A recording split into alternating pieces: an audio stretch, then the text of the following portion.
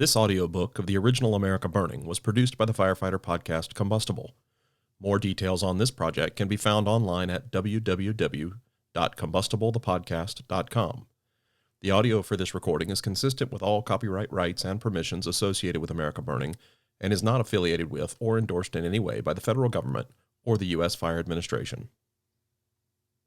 Chapter 5. Fire Service Personnel. Common sense tells us that once a destructive fire has begun, the effectiveness of the fire department in reducing life and property losses depends to a large extent on how soon firefighters arrive at the scene and what they and their equipment do after they have arrived. Thus, manpower is the key factor in fire suppression. Quick response requires not only that fire stations and fire trucks be placed in enough locations, but that the firehouses be adequately manned. And while it is important that equipment at the fire scene be adequate to the task, a concern we discuss in Chapter 7, it is equally important that there be enough firefighters adequately trained to use the equipment effectively. Manpower is also a key factor in fire prevention. Efforts to inspect buildings for fire safety and to educate the public about fire hazards require the actions of specially trained people. Common sense tells us, therefore, that changes in manning of fire departments, especially if they have responsibilities for fire prevention as well as suppression, affect the ability of those departments to control life and property losses from fires. Changes in manning, one would expect, also affect the rate at which firefighters sustain injuries. By changes in manning, we mean not only the addition or subtraction of firemen, but changes in departmental entrance requirements, changes in training, changes in physical conditioning, and changes in the way manpower is deployed. But precisely how do such changes affect fire losses or firefighter injuries? As was true of some of the questions in Chapter 3, good answers do not exist. Almost no data gathering and almost no systematic studies have been performed to correlate various manpower strategies with effectiveness. Such questions are not idle ones. In a poll conducted for the publication Nation Cities in February 1972, 33% of the responding cities reported that their fire departments were manned at under authorized levels. The International Association of Firefighters, among others, is concerned that cuts in manpower made in the name of economy may be exposing firefighters to greater risks of injuries. Fire chiefs worry because layoffs of younger men are robbing their departments of future leaders.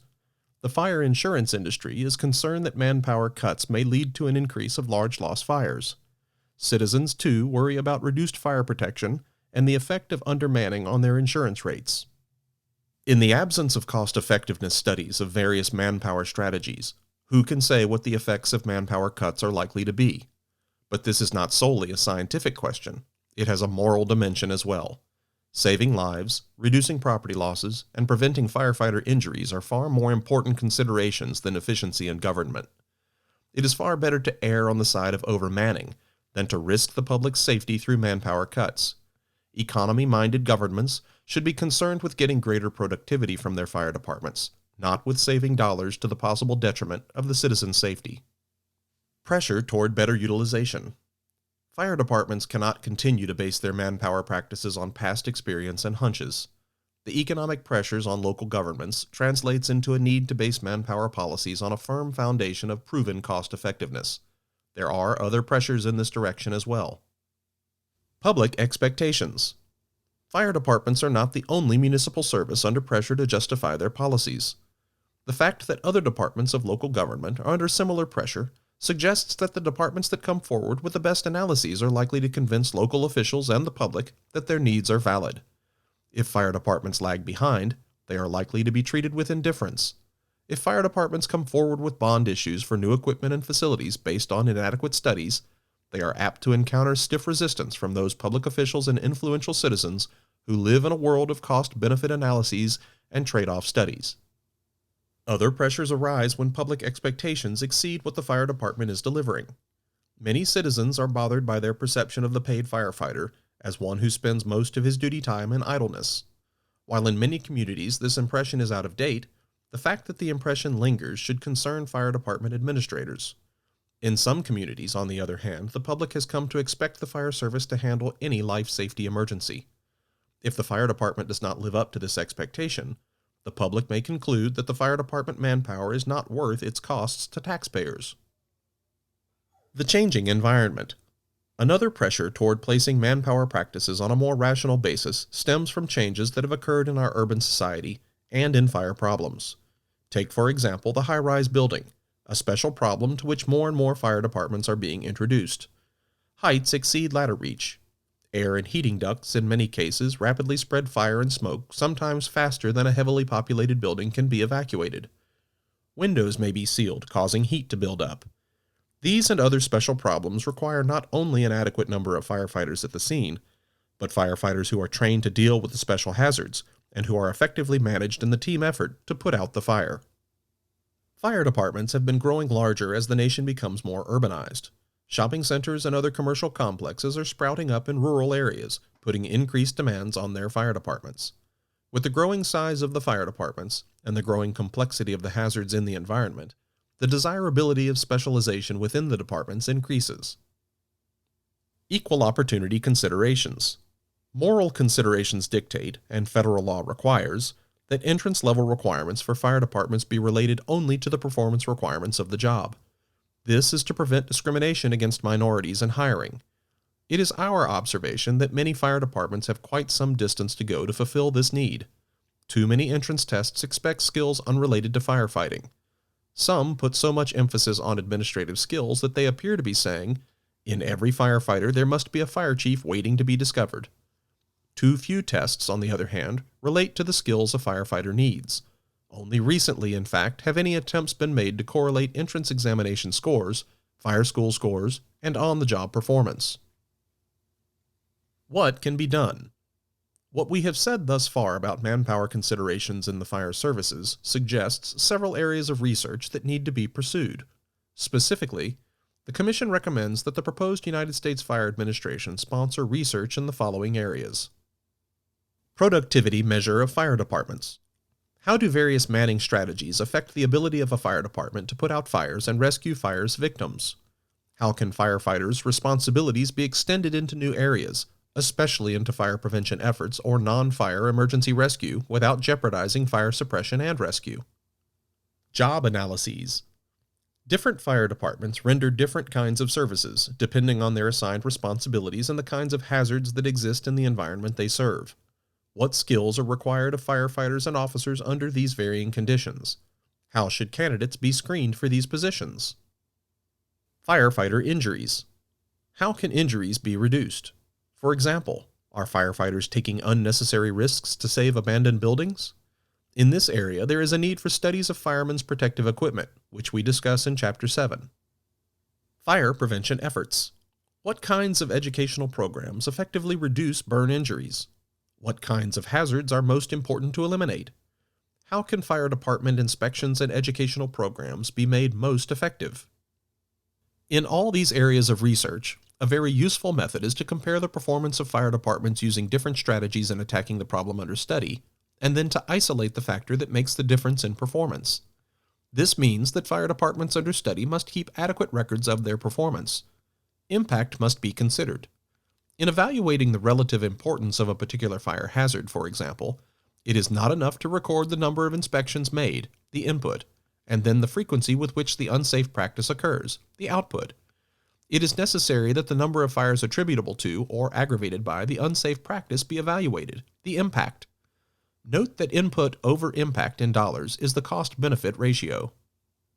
Since the research needs are urgent and should not await pursuit until a U.S. Fire Administration is established, the Commission urges the federal research agencies, such as the National Science Foundation and the National Bureau of Standards, to sponsor research appropriate to their respective missions within the areas of productivity of fire departments, causes of firefighter injuries, effectiveness of fire prevention efforts, and the skills required to perform various fire department functions.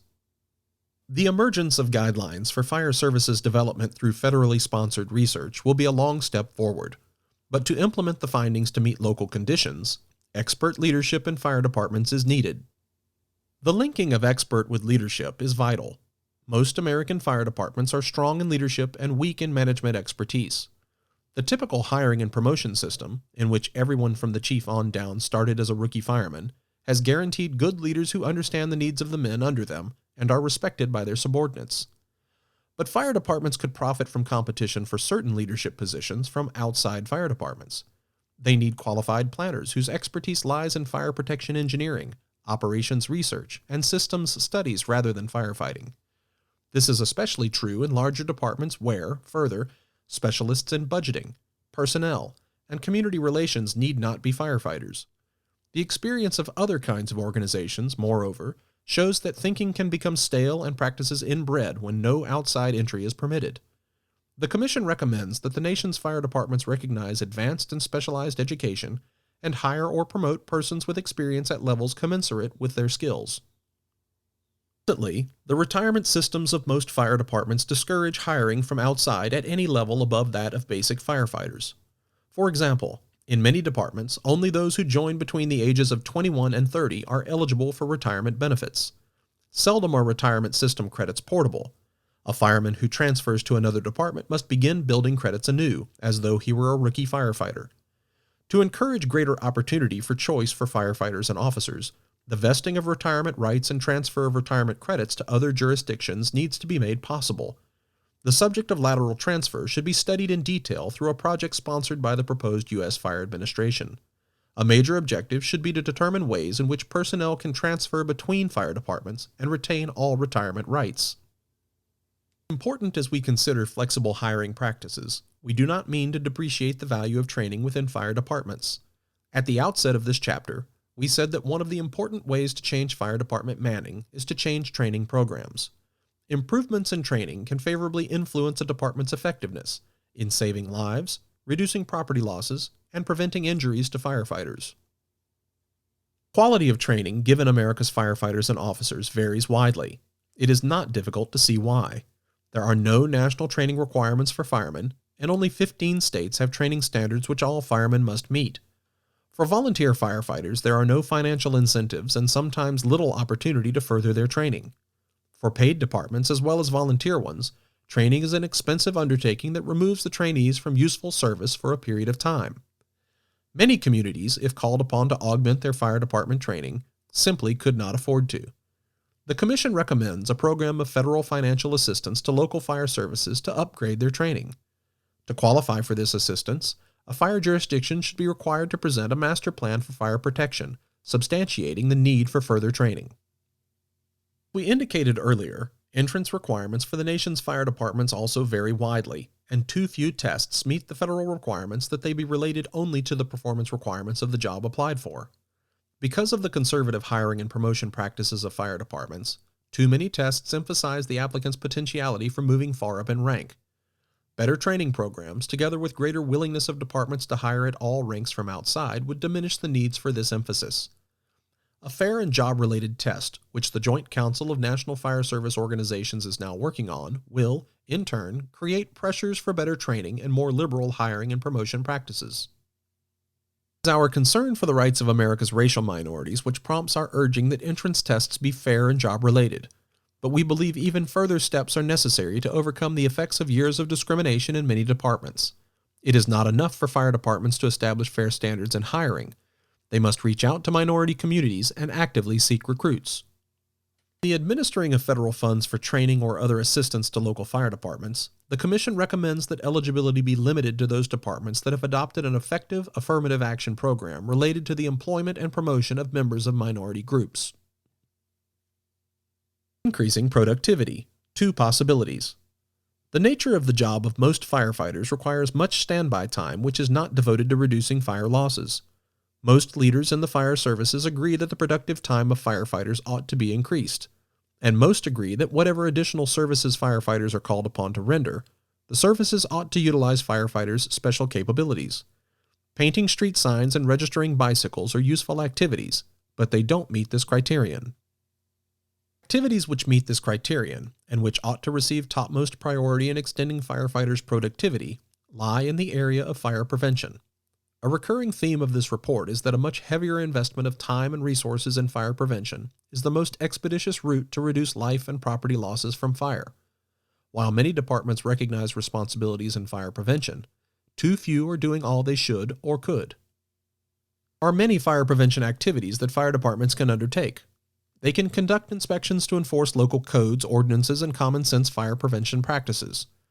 They can supplement the efforts of other code inspectors, for example, by reviewing building plans in cooperation with the building department. They can inspect special items of importance, such as hydrants, sprinkler systems, and standpipes. They can check high-risk areas, such as wooden structured slums and areas where buildings are under construction. For the sake of pre-fire planning, they can conduct familiarization inspections of structures and areas where their services may be needed someday. Last but not least, fire departments can conduct educational programs, not only to teach school children and heads of households, but also to teach employees of hospitals, hotels, and other public buildings of their special responsibilities. These programs should be continuing, year-round efforts, not simply projects for Fire Prevention Week. Payoffs of such efforts lie in reduced demands for fire suppression, and reduced deaths, injuries, and property losses. Which of these efforts have the greatest payoff is, as we have indicated, a question on which appallingly little research has been done. But greater efforts in fire prevention cannot await the arrival of better data. Not for the sake of productivity alone, but for the sake of the public's safety, the time to get on with it is now. Another kind of activity that meets the criterion of utilizing firefighters' special capabilities is emergency ambulance and paramedical service.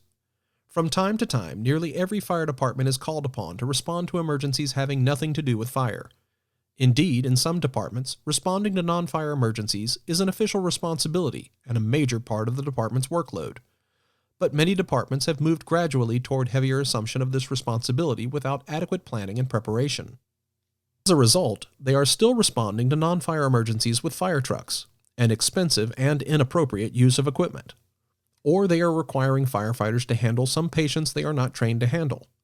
Or they are compiling a poor record of response to non-fire emergencies because they have an inadequate communications and deployment system. There are sound reasons for fire departments assuming emergency ambulance and paramedical functions. If fire stations are logically located to guarantee quick response to fires, then ambulances placed in fire stations will be logically deployed as well. Secondly, firefighters are, by temperament and training, people rescuers, and handling all emergency patients is not a major shift of responsibility. Thirdly, a communications system designed to get emergency vehicles to the fire scene is well along the way to sufficiency for handling all emergencies. Lastly, a consideration not to be discounted, the provision of ambulance services will enhance the value of the fire department in the eyes of the community that supports it. The Commission recommends that fire departments lacking emergency ambulance, paramedical, and rescue services consider providing them, especially if they are located in communities where these services are not adequately provided by other agencies. We recognize that assumption of these responsibilities requires investment in new equipment, in additional training programs, and, most likely, in additional manpower. Also, careful planning is required to ensure that the general rescue responsibility does not compromise the fire department's responsibility in fire protection, and vice versa.